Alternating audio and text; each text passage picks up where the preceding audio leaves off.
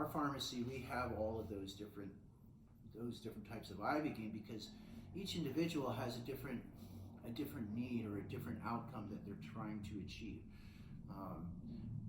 Whenever somebody's coming in, they're coming in with a primary request for what their treatment is about. So when it comes to, like, say, opiate detox, we kind of focus mainly on the opiate detox and how we can make that as comfortable as possible. Using TA as a booster is completely effective.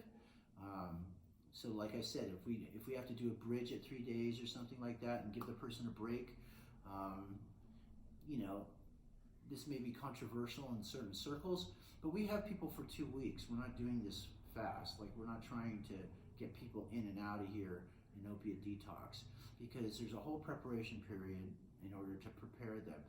The main thing being is that we don't want them going into treatment in any state of fear. If you're in withdrawal, your body's in fear because it's bringing up a lot of past memories of being in an opiate withdrawal, which is one of the scariest things you can present to somebody who's chemically dependent on opiates.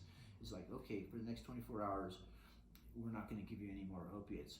I don't like to work that way. What I like to do is I like to give somebody a dose at 10 a.m. of a short-acting opiate, and around 4 or 5, it starts breaking loose. And as we start to see symptoms, we start to administer Ibogaine. So it's this. That's where you would need the purest form right there. Exactly. Because it also has kind of like a saturation of what the body's needs are in comparison to what the dependency is. And so it's kind of like a horse race. So the horse of withdrawals kind of moves forward, and then we give a little Ibogaine, and the Ibogaine gets ahead of it, and then you see the body stop going into any kind of form of withdrawals, and they're very relaxed.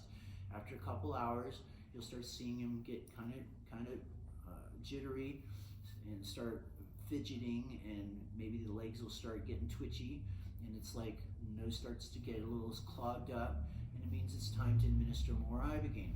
So we've been doing it this way since the beginning. This idea of letting somebody get into opiate withdrawal and then just dropping a single dose of Ibogaine on it was characteristic of when they were collecting data. They wanted to see the efficiency of Ibogaine. So the easiest way to do that is you let somebody go into complete withdrawal over a 24-hour period, and then you just drop a 10 milligram to 12 milligram per kilogram dose, and it takes it out. And then they'll wait 24 hours and see what the outcome is. Those are all data collectors. We've had the freedom to not be attached to data or to be attached to any grants or attached to anybody else's desired outcome or study. We work with the individual because that's what our main concern is.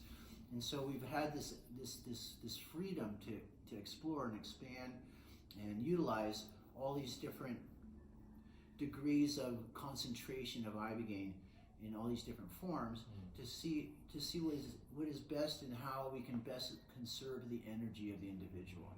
So the first thing that we can do to help conserve people's energy prior to treatment is make sure that they know they're going to be stabilized upon arrival.